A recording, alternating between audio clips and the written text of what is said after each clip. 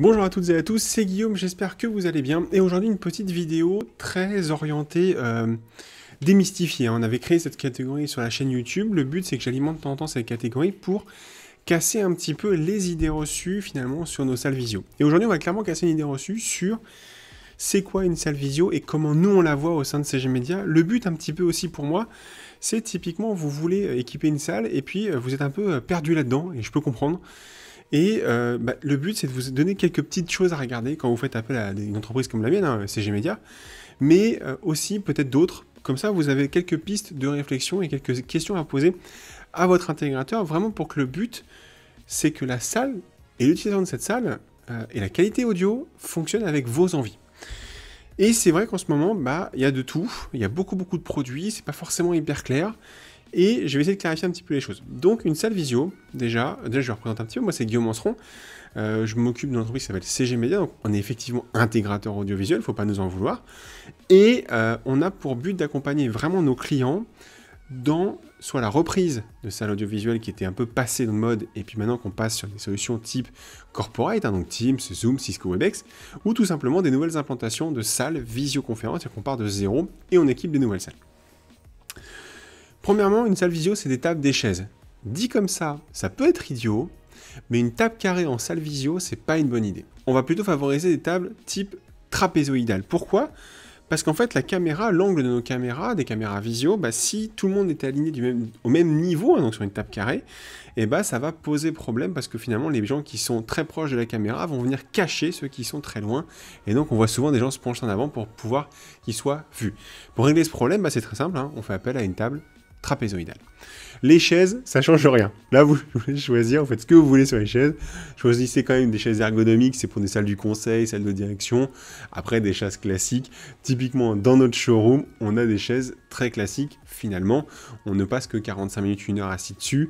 Elles sont confortables, mais il y a plus confortable, c'est clair. Mais voilà, la table de réunion, c'est hyper important.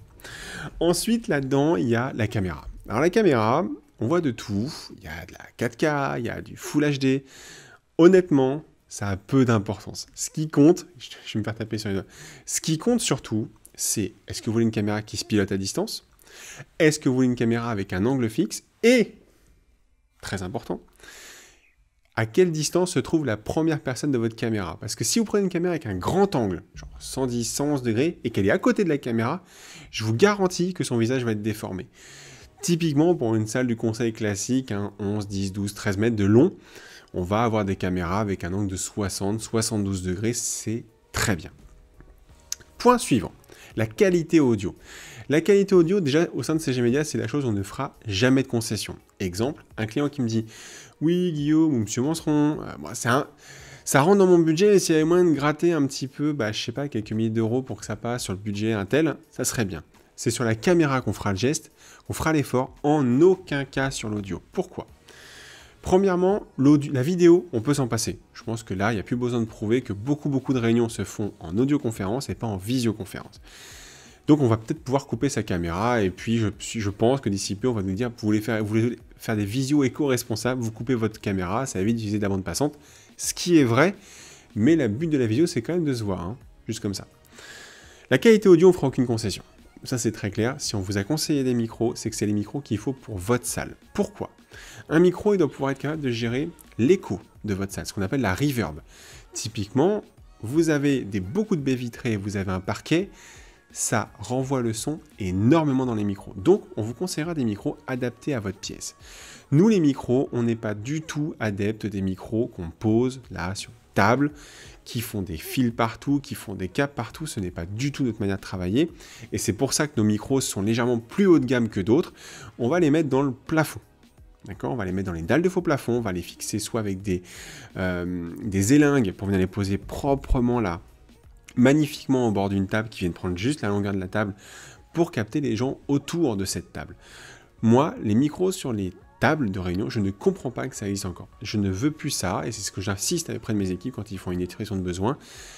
Quand il n'y a pas besoin de micros qui se posent sur la table, vous me les mettez au plafond, parce que c'est plus joli. Et une salle de réunion, ça doit aussi, et avant tout, être accueillant pour ceux qui vont faire leur réunion. Donc ça, c'est hyper important. Les micros, on est intransigeant, on travaille beaucoup sur des protocoles Ethernet. Les personnes du SI vont m'adorer. Donc on utilise le réseau de notre client, on se connecte dessus, on crée nos propres équipements et les administrateurs peuvent surveiller ce qui se passe sur leur réseau. Donc pas besoin de tirer des grandes longueurs de câbles, réseau, stéréo pour ça. L'écran. Ah, l'écran. Est-ce qu'il faut mieux un vidéoprojecteur, un écran dynamique, un écran interactif ou une simple moniteur? Et bien là, c'est à votre convenance, ça va dépendre de plein de choses. Le vidéoprojecteur, on n'est pas hyper fan, surtout que les écrans maintenant sont de très grande taille. Pourquoi? Parce que ça demande de la maintenance, ça demande du temps de démarrage, ça demande peut-être de changer l'ampoule s'il y a besoin, peut-être qu'il y a des gens qui ont touché, ça peut varier dans le temps, on n'est pas fan, et puis, c'est pas hyper énergie. C'est-à-dire que typiquement là, nos télés à nous, on va plutôt être sur des catégories A. Alors c'était avant que la convention européenne change, donc je vais vous donner une catégorie avant le 1er mars en fait, 2021. Avant, on était en A++ sur des écrans 75 pouces. Un vidéoprojecteur va avoir du mal à avoir ces critères-là. Pourquoi? Parce que c'est hyper énergivore. Donc nous, effectivement, on va favoriser des écrans OLED, LED, tout simplement parce que c'est mieux. Et la qualité ne varie pas dans le temps. Vous l'allumez, pan, il démarre tout de suite. Vous l'éteignez, il s'éteint tout de suite. Et puis, on peut connecter autre chose assez facilement. Quand on a besoin de faire des événements un peu plus gros qu'une simple visioconférence, on peut connecter d'autres périphériques à cette télé. Je vais prendre un exemple qui peut vous paraître idiot.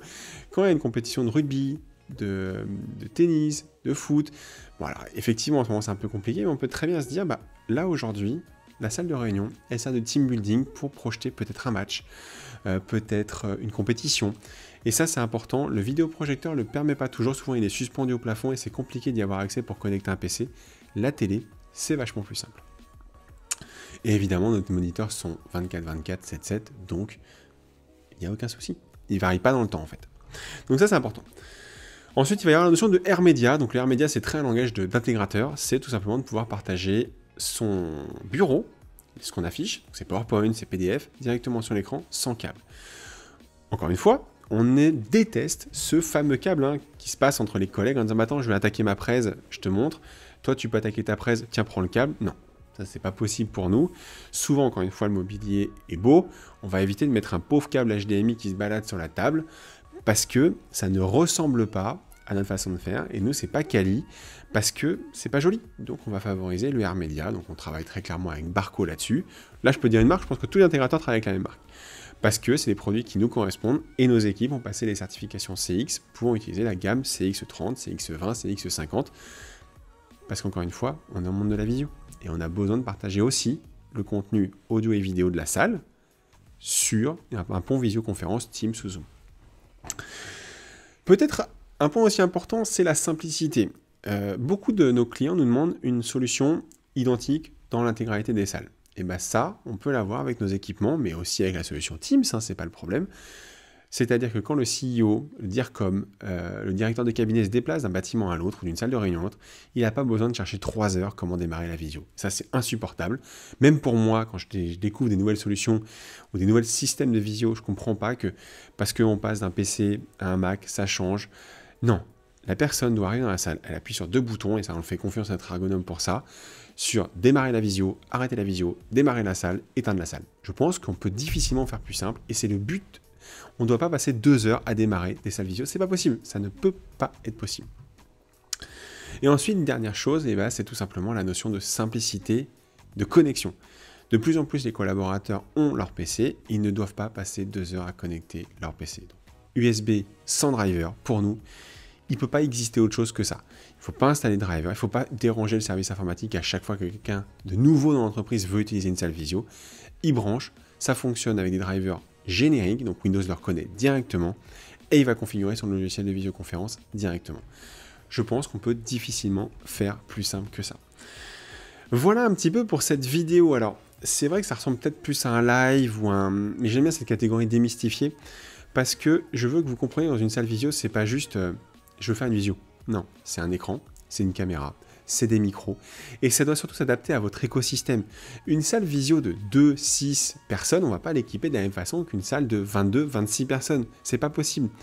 Et après, il va falloir faire des compromis, déjà en fonction du budget, parce que finalement, c'est ça qui fait la clé du système, c'est Est-ce que j'ai du budget pour équiper toute ma salle?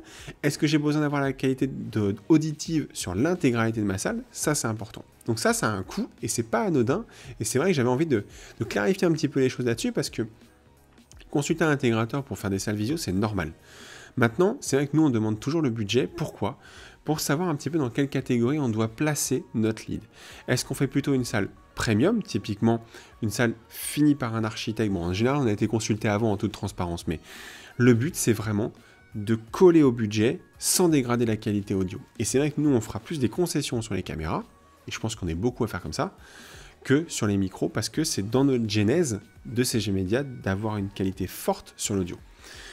Et ensuite, le mobilier, c'est pas anodin. Quand on arrive dans une belle nouvelle salle de réunion et qu'on tombe sur une table carrée, c'est qu'il y a un problème dans l'énoncé. Une salle de visio, déclarée visio, elle doit avoir une table trapézoïdale pour le confort des gens qui sont à distance. Et ensuite, il y a le retour audio. Ça, c'est le dernier point auquel je vais aborder avec vous. Alors ça, j'ai de tout. J'ai des extrêmes, des audiophiles un peu comme moi qui ont une sensibilité au son particulière. Et ça, l'audio, le retour audio, c'est hyper important. Exemple, mettre 2 enceintes droite-gauche sur une salle qui fait 27 places assises d'un seul côté, c'est la garantie que les gens très proches de l'enceinte vont avoir un confort audio qui va être dégradé. Pourquoi? Parce qu'on va mettre la salle très forte pour que les gens qui sont à l'autre bout de la salle puissent entendre.